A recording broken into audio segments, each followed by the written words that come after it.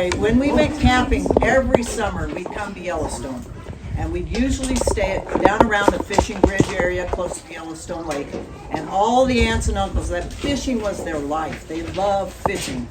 And so while the aunts and uncles were out fishing, us 55 cousins would play together and hang out, and we'd just have a gay old time.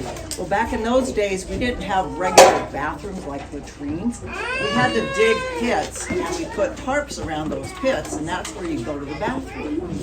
And our dad and his younger brother Glenn, they were 2 years apart, and they'd wait till nighttime. It was pitch black, and here would come the aunts.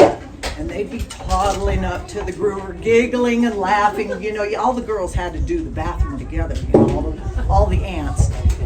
And so they'd get in there and they'd have their light, and one would drop it, and they were just laughing. And here was Dad and his brother Glenn waiting, and they'd either grab him and growl like this bear, brrr, scare him to death, or they had pop bottle rockets. And they would shoot pop bottle rockets off at them as they were in the latrine. And so they never knew what they were going to get when they'd go to the bathroom. That's why they waited so late and long, because they were so worried. And another story, they would get these long logical pines, at 100 feet long it seemed, I don't remember, and we would all put like a dozen cousins on each end, and we'd teeter-totter up and down on these, and so here comes the dad, Uncle Glenn and Dad, and they would just smack it down on one end, and you know what happened? All the cousins would go off, and we just thought that was just the greatest fun.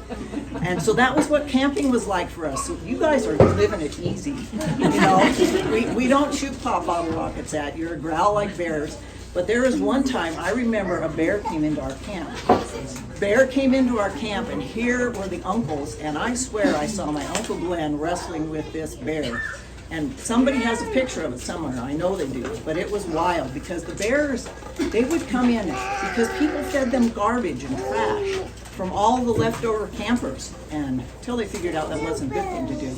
But they would literally come up to the side of your car, and they would put their paws on the side and rock the car like this. Well, our dad thought that was great fun, so he would roll down the window of the car. And guess what the bear did? It would put his face in the car. And back then we had these wing windows, and the wing windows would open, and there comes a bear paw in the window. And his kids were just shrieking, Dad, roll up the window. It was pretty hilarious, but that was our life. And Dad did this even before he had kids. I'll tell you a story from when he was at Utah State. He majored in electrical engineering, and he had this one professor who had this stovetop hat, and he was very grumpy and very mean and was just on him. And Dad thought, I am gonna give him a ride one day, and he wired his seat in his car with electricity, and he put this button on the dashboard. And here came his professor one day and said, Darwin, can you give me a ride home? He goes, oh sure, yeah, come on. So Dad gets the professor in the car, and he gets in and he bumps his hat up on his head and smashes down over his face, his eyes, and that was before. That was after, yeah. So anyway, he gets in the car and he sits down and he said, Darwin, what's this button for? And he said, well, push it and see.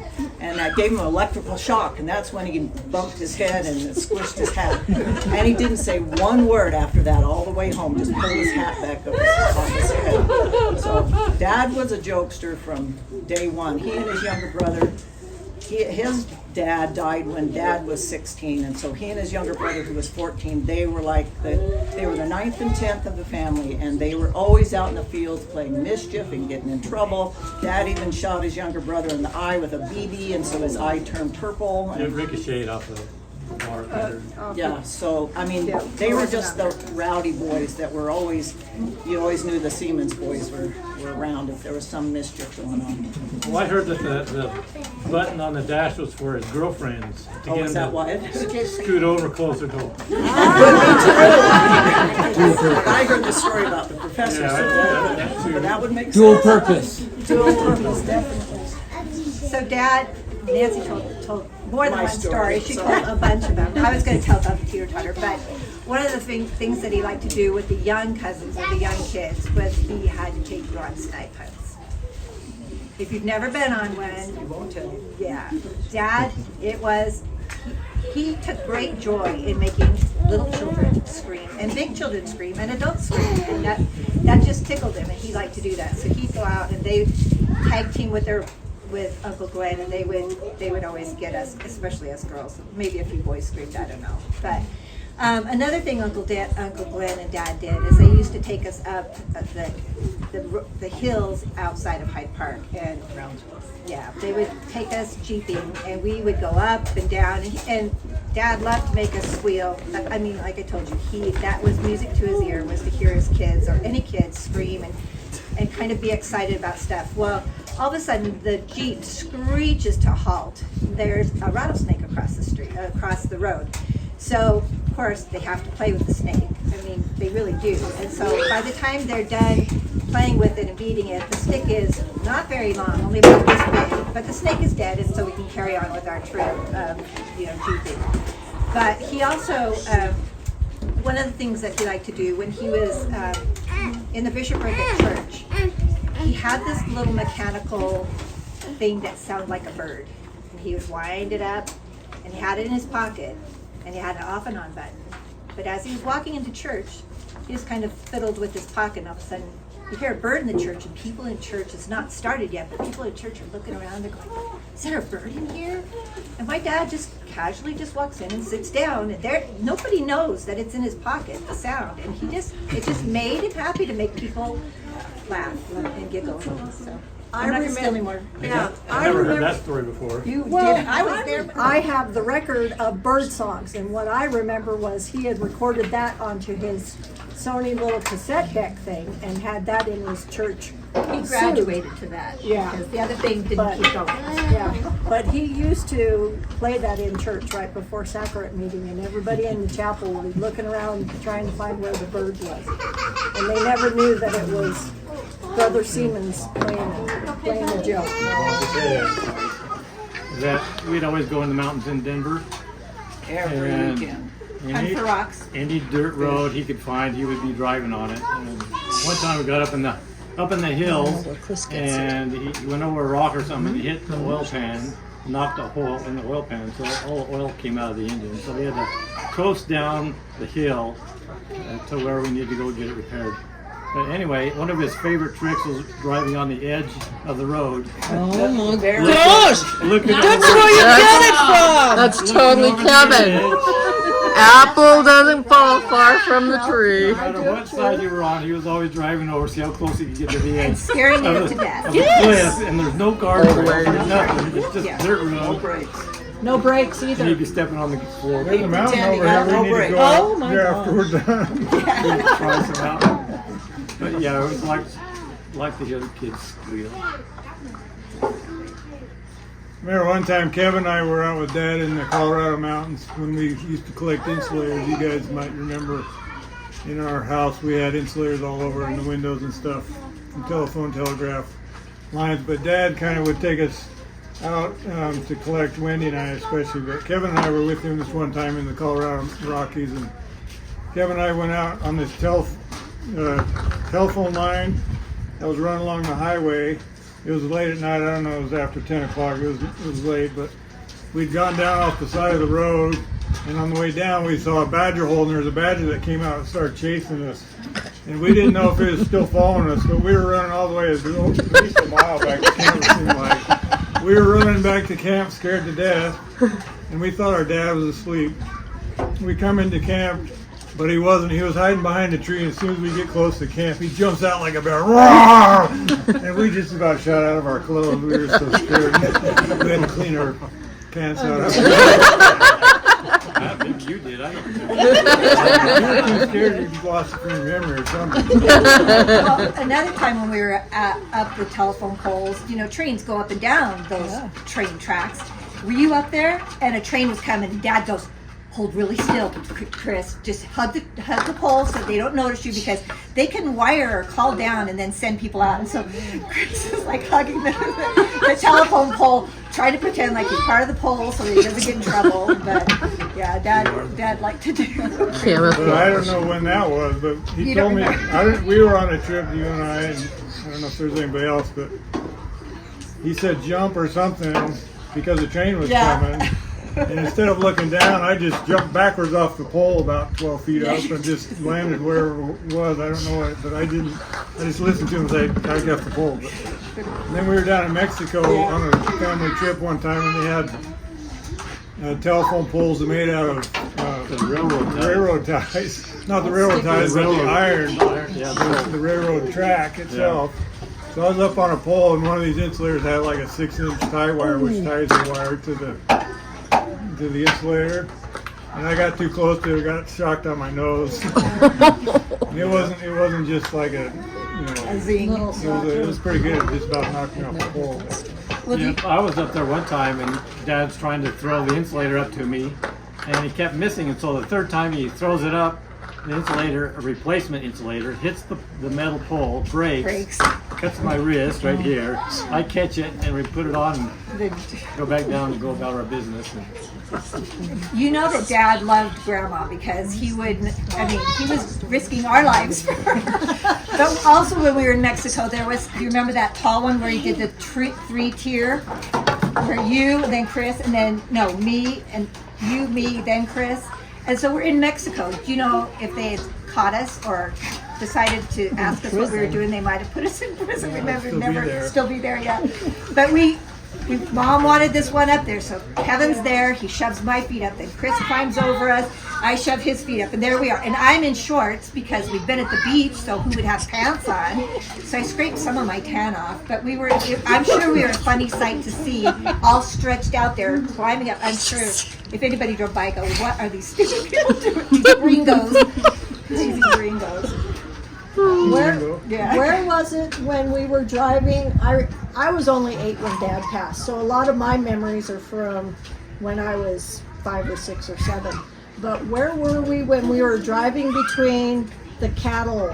We had Longhorn cattle. Logan. So And what Dad, Dad? tell them the kind of car we had. Yeah, it was an old station wagon, wasn't it? Brown. Ford The station wood with the wood paneling panels on on the the side. And what You mean the ones that Dad? are in the parades now? Yes.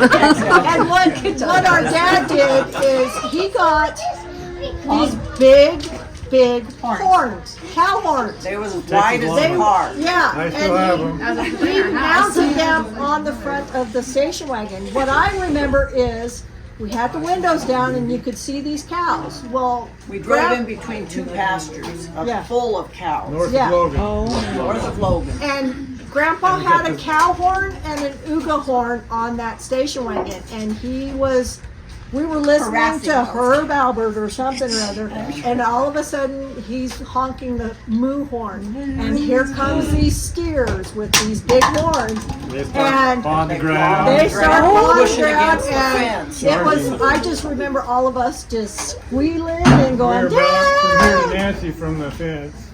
Yeah. Car. If that. And it was fun. So now I want a cow horn on my car.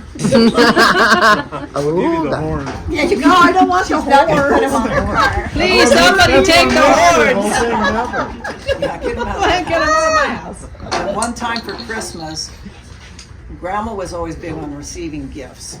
Money. And money especially. She really liked money. And she still does. And so Dad gave her a roll of lifesavers. Had A this, book had of this, lifesavers. had this grand idea. And nothing else. And it was in the tree, in the Christmas tree. And she was so mad at him. You got me this. This is all you gave me for Christmas? And he goes, well, I'll take No, it he then. said, I'll buy it back. I'll buy it back. I'll buy it back. Because if you don't want it, and he started opening it and eating the lifesavers, where there's $100 bills, and each roll of lifesaver. He opened the book. end of it and stuffed it down inside. Yeah, and that's how Kevin knows to open Christmas presents. So you can see what they are before it's Christmas. I just shake him to find out what to do. Well, you got in trouble for opening Christmas presents one time. I did? Yes, you did. He still gets in trouble. That must have been the year that Mom gave me 2 iron-on Chris name tags for my T-shirt when we were down in California because she was so mad at Dad. That's all I remember, Jim, but maybe I got more. During Christmas time, Dad would like the icicles, the lead icicles that he would adorn all over the Christmas tree. One by one. And you couldn't throw the whole thing on Yeah, there. one by one. Each time you had to pull apart. This is after all the lights and all the decorations on. So after you got done, all you could see was the icicles around the tree. And then you turn the lights on, everything glows from inside. He would take meticulous time on that tree too. We would go out and get a fresh one. He would In the mountains. In the mountains, he would get the biggest tree because the ceiling in our house in Albuquerque was 12 foot. So he knew he wanted a 12-foot tree, but we got, a 13 or 14? Because by the time we got home, he's like, oh, I'm going to chop that off. And then he's going to take the limbs that fill in on the other parts of the tree where there was missing some branches. So he would drill a hole inside the tree and stuff it inside. Make it fuller. But it was really cool. After we did the tree, we'd lay on the floor and look up underneath it. And that was what all of us, we'd be all around the tree. And that was one of the coolest things because it just looked magical in there. And he just loved doing stuff with us kids. Whose idea was it to put the puppies in the Christmas stockings? That was in Denver. Yeah, that That was was in Denver. I think it was Dad's idea. Our dog Candy had, wasn't it Candy? 6 puppies. 6 puppies, so they gave each one of us a little puppy in our Christmas stocking. They really weren't ours. They were giving them away. You know, But they were little enough that they fit. The neighbor had a dachshund, and the neighbor's dog climbed the chain link fence and hopped over. And Got a hold of ours. yeah, so we had Christmas puppies. But Dad had a tender heart as far as doing things. I remember Nancy was having a hard time as a teenager, and I remember Dad coming into the bathroom where I was at, and he said, Wendy, I want you to remember one thing. He goes, this is especially for you guys who aren't married. He just says, I want you to remember to marry the right person in the right place. He goes, there's nothing more important. And my dad didn't really get super serious. He was just like, he just knew he needed to pass on. And I was probably right before he died, because I just remember him coming and being all serious, and it kind of freaked me out a little bit because, you know, your dad gets all serious with you. But it was really important to me that marrying the right person in the right place was just really important. And so that's from your grandpa to you guys, because I know it's still true today. So I want to share that with you. Dad liked guns. I like guns too. He liked to go shooting, and he would reload all of his most all of his ammo In the garage. in the garage. We'd help him do that, and he'd have an assembly line. We all had to help. But he would like to take his pistols out and teach us how to shoot the pistol. Yeah. Well, he would load different amounts of gunpowder in each bullet. Sometimes he would miss one. We had these revolvers that we would use. And so we'd be up there, and sometimes you'd have like a light load, and then you'd have a real heavy load, and the heavy load was going to about fly out of your hand. And then it would be a blank or something, and you'd flinch a lot. And so he'd try to teach us how not to flinch. At the same time laughing at us all the time. Well, when Dad took me and we went out shooting, I was, like I say, I was little, but I remember Dad standing behind me, and he had his .44 Magnum. And if any of you know, that's a bear gun. But I was holding that as probably 5 or 6 or 7, and we got a hot load. And I remember Dad's hands around mine and the gun going back over my head and almost hitting me in the head. But it didn't scare me away from wanting to play with him more. Another story that I remember, with Dad being an electrical engineer, electricity was fun for him. And do you guys remember what he used to do to us in the garage? Jacob's ladder. So if you know what a Jacob's We all ladder have to hold hands. He had us all sitting in a circle holding hands. Somebody at the end held one end, One wire. and the other one held the other wire. And what he would do, he would crank it, and it would electrocute all the way through. Electrocute them. It would zing us. It would zing us, and It all makes sense now. Yeah, it does. Yeah, it does. Just saying that explains a lot. But that was him. He always wanted to have fun with his kids, and that was, just something that he did. And Well, it was fun. this little generator they had, the old Army telephones, they had to crank it, and he would take those things apart and get that generator, and that's what he used on us kids to get us. Get this dip. Yeah. Well, he had He'd see how much he could shock us, but we were still Before we put would it on. stop and say no more. well, in Denver. We had in the basement. He had his laboratory. And he had this wall of plugs and switches, and I think each one had a different voltage and different value on each one. And he had this thing called the Jacob's ladder, where there's two, like a mad scientist. There's these two wires that come down, and you turn on the voltage, and the voltage jumps across and then pops a little bit. And he would do that over and over again. And just Yeah, because he Experiment. We were his he liked playing experiments. with things. It was fun stuff. Starting video? Been videoing the whole time. so Corinne, do you want to tell your story? Well, doesn't Kevin need to tell about But what happened with this? Or Tell the he story. dirtied it? I don't remember. If he wants I don't to. remember. Uh-huh. Tell Well, as much as you can. we were in Scouts. We're trying to figure out what high adventure we wanted to go on. And back in those days, I don't think there was really many limits on where or when you could go. And so we as Scouts decided that we were going to build canoes and kayaks and go on an adventure somewhere. Well, we decided to go to Yellowstone Park and spend a week in Yellowstone Park with dehydrated food and our sleeping bags of canoes and kayaks. And there was two of us that built kayaks, and everybody else had canoes, and we had kits that we built. So this is like the summer before, so we had this all planned out.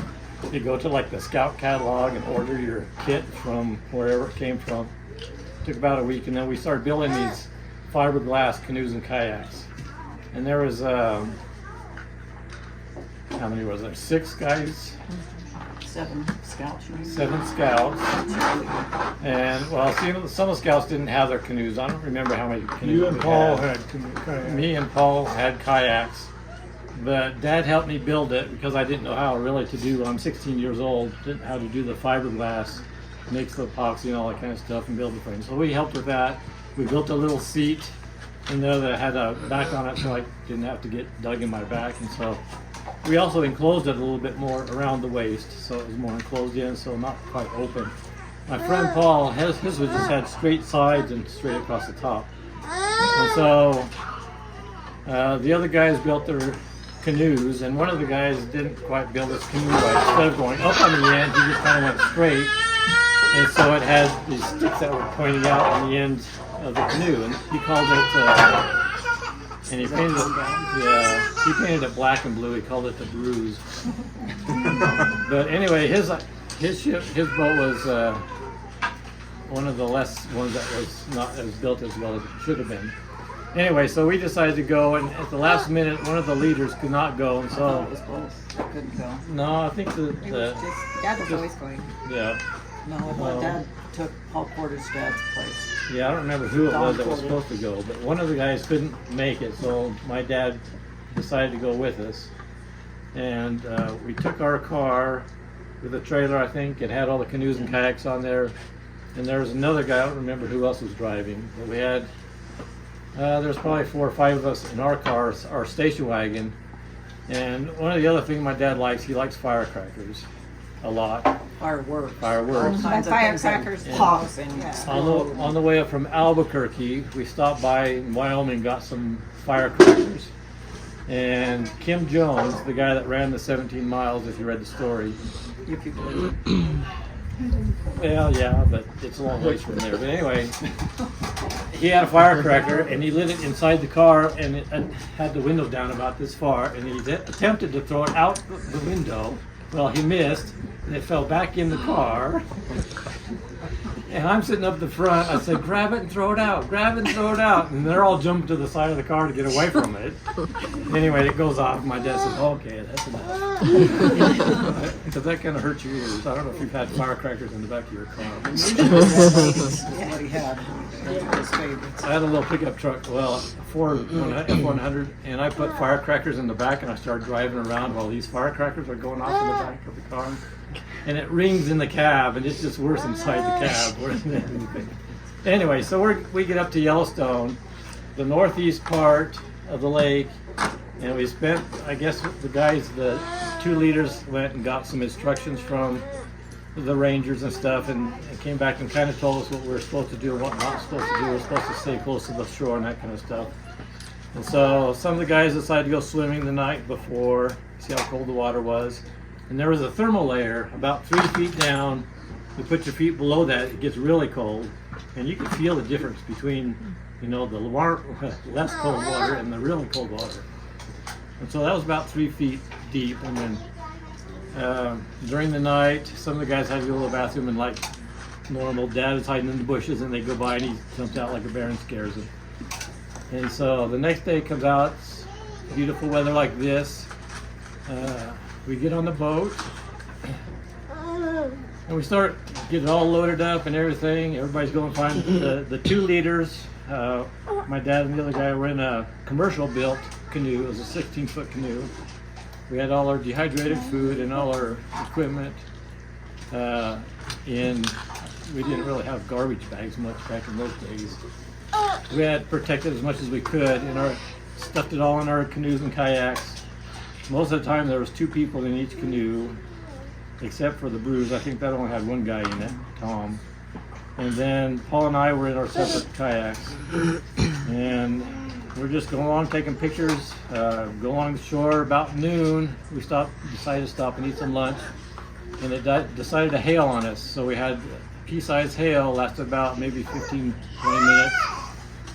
You know, the black clouds came over, dropped the hail, then they disappeared again. Nice sunny, you know, big fluffy clouds everywhere you going. And so we get back in the boats and started heading down towards our destination. And so we're getting towards the mouth of the southeast arm, where you got this big lake out here, and then you got these 2 arms down at the bottom. And about that time, it's probably about 4:30, I'm guessing, the black clouds come in, the wind starts picking up really bad, and it starts raining. By this time, you know, the scouts, like any scouts are, they see where they want to go. Let's race. And so everybody's getting all spread out. At that point, everybody's spread out. The storm kicks in, and the wind starts blowing. It starts raining, and the waves. My kayak was 13 feet from end to end, and most of the time I was inside a wave, and I could fit easily inside that wave. And so I was bobbing up and down. And I was by my friend Paul, and every once in a while we'd come up to the top of this, you know, opposite wave or whatever. And every time I saw him, he's up dumping out water out of his boat. And we decided that we were going to stick together and go to shore. Well, the wind was blowing so hard that I made this. Well, Dad helped make this. Took 2 canoe paddles, chopped off the ends and screwed them together so I could have a kayak paddle. And the wind blew so hard that I had to fold the paddles even with the wind so it wouldn't blow it out of my hand. And so we were all spread out at that time, and the storm probably lasted about an hour or so, my guess. And then nighttime came, and the sun set, so it was starting to clear up again and starting to settle down. But when I landed next to Paul on the shore, I was so cold that my knees knocked just like the cartoons. Just because of the adrenaline and the cold and all that fun stuff. But there was 3 of us that parked or camped next to each other that landed together. And the other guys, we didn't know exactly where they were or what happened to them. We assumed that everybody was fine. And so that night we built a fire, got our wet stuff out of our canoes and kayaks, and got a fire going and set up a tent in the bush a little bit. So the part where we landed, there was a shore, probably about 10 feet from water edge back into the start of the woods. And so we put a tent back in the woods, but towards nighttime got darker and something jumped, or something, we heard something in the back of the woods, and we were scared, so we didn't go back and sleep in the tent. We stayed just around the fire, and I had a hatchet that I slept with. My friend claimed that I almost chopped his head off at night because something, I was scared of something. Anyway, next day comes out. Next day is beautiful weather like this, nice calm lake water, nothing going on. We waited till probably about 11 o'clock before we decided to go back to where we came from. So we jumped in the one canoe that was there, me and Paul, and told our other guy, his name was Russell, to stay there and wait for people to come by and you know, let them know where we went. So we went back to where we came from, and we started coming up around this corner part, and we started seeing dehydrated food scattered around the shore. And so then we got out of the canoe and started looking a little bit more, and that's when we saw this guy in a little motorboat come down from where we came the day before. And he said, "Are you part of the party that came through here yesterday?" And we said, "Yes." He says, "Well, I got some sad news for you."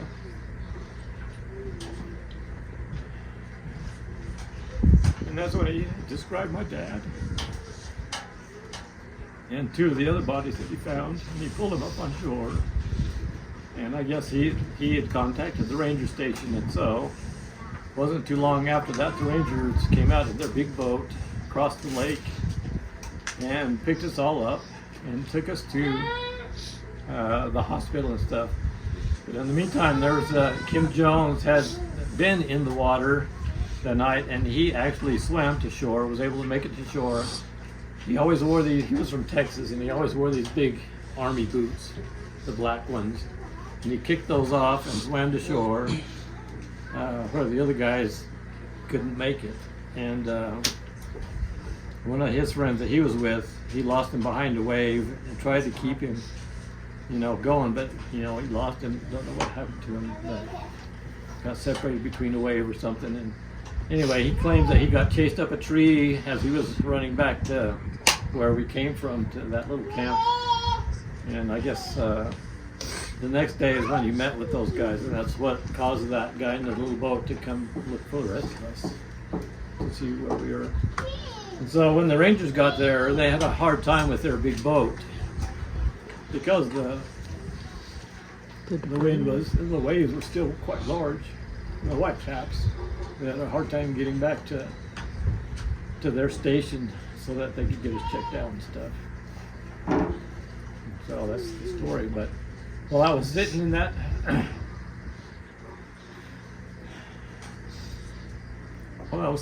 boat, going back to where that guy's camp was, I looked up in the sky,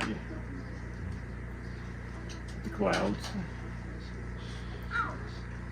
and I knew my dad.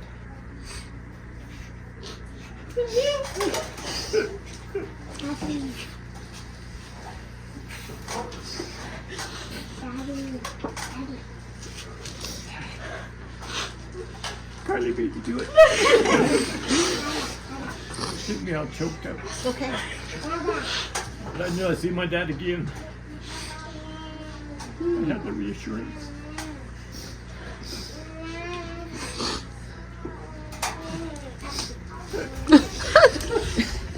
I want to say it now. Oh boy. Dean has a special story from when Tyler had an experience when he was 4 years old. Green's parents were just leaving from our house. Did we have?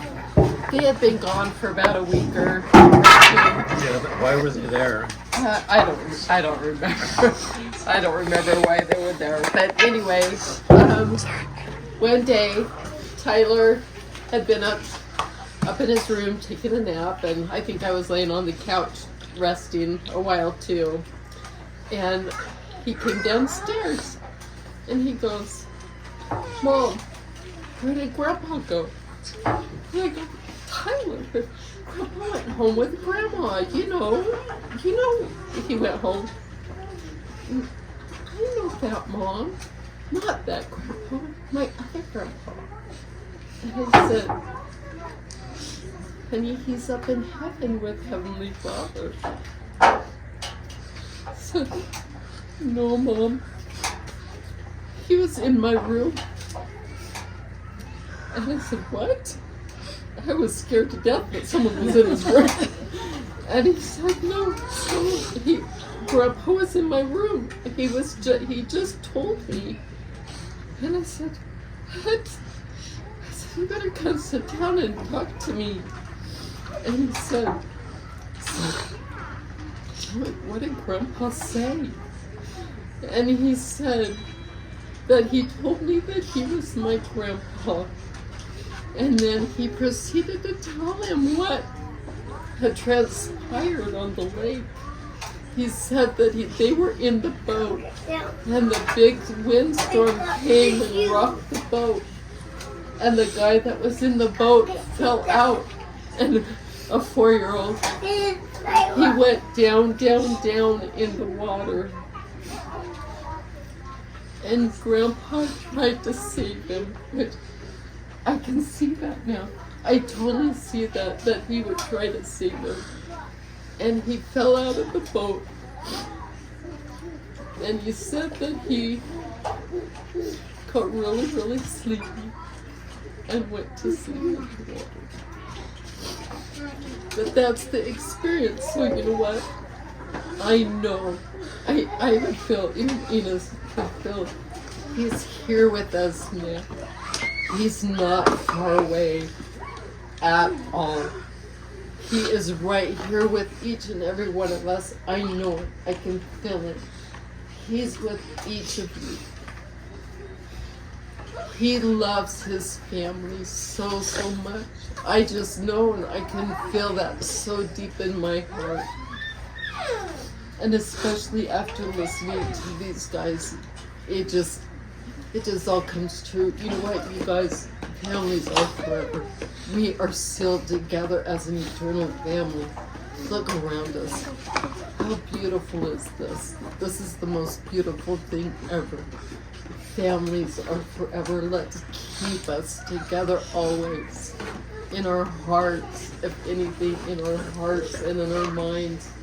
And always remember your grandfather and your grandmother. She's a beautiful person. I wish she could be here and to see all of you. I know that both of them would just be beaming with joy because look at this posterity and we're not all here. That's the amazing thing is we're not all here, but this is so amazing. Oh.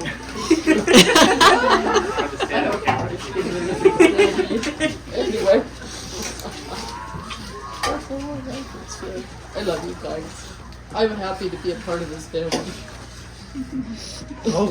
I'll say something maybe if anybody else wants to say something after me, that's fine. But one thing my dad always was, he always had a smile on his face.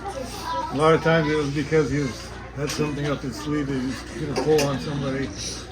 And if firecrackers go off here when you guys leave, you'll know where they came from. But he always had a smile on his face. He was always happy. I mean, he wasn't always happy, but he always had a happy outlook on life. And he would want all of us to be happy and be cheerful and just do what's right and be happy in life. And love each other. Love each other. That's for sure. It's been awesome for you guys all to be here, and we're grateful that we could do this. Yep. Very much so. Thank you all for coming. Thanks, guys. Thank you for sharing. Yep.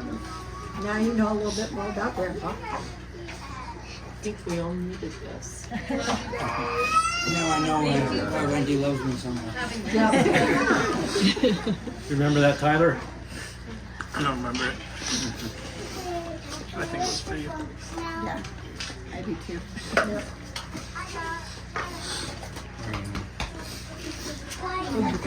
That was hard. I just get all choked up and can't say what I want to say. But I've never heard that story in 50 years, so that was amazing. That was a blessing. So just in case you guys want to go, it's Setch Bay on the east side of the lake. There's a That's where they belong. nice beach there, and it's And Grandpa taught us all how to skip rocks, so go skip some rocks for him. And Oh, there were some good flat rocks there. We found a bunch of good flat rocks. And in That the was pretty Yellowstone, shocking. it was his favorite place. Didn't you love sports too? Oh, yeah. What? Yeah, You love sports? That was Grandma. Grandma was the sports Grandma was one. always having 2 TVs going. Yeah, Grandpa was the outdoors one. Grandma was the sports one. She still is. I like basketball and All baseball sports. stuff. She didn't watch golf too much. She didn't think it was kind of boring. But she did golf, so. She did golf. Yeah, She bowled. A lot. she bowled up until I was born, so. Yeah. And if you guys want to go see her, she'll forget you after you go, but it'll make her feel happy for a few minutes while she's Just doing tell her that. who you are and who you're related to, and She'll just probably smile and go, We're gonna go. again. good. We're going on Sunday. That'll be good. She'd like that. So Brian's here. Thank Everybody you for travel telling you guys' safely. stories. And if you have a sugar tooth, you can blame it on Grandpa. Yes, Grandpa had a bad sugar tooth. On. Sean. Right, always candy. Always candy. And ice cream. Ice cream and candy. That was always Grandpa.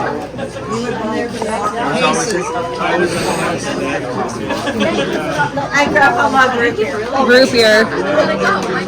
Whatever face you want on this one. Okay, start counting now.